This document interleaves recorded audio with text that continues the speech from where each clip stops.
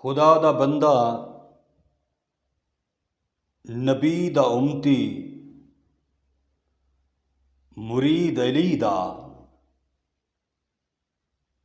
वञे जहन्नम ए थी नहीं सकदा। जो तरस खावे, जो सच अलावे ते मौत पावे, वञे जहन्नम ए थी नहीं सकदा। अली दा दुश्मन, नबी दा दुश्मन, नबी दा दुश्मन, खुदा दा दुश्मन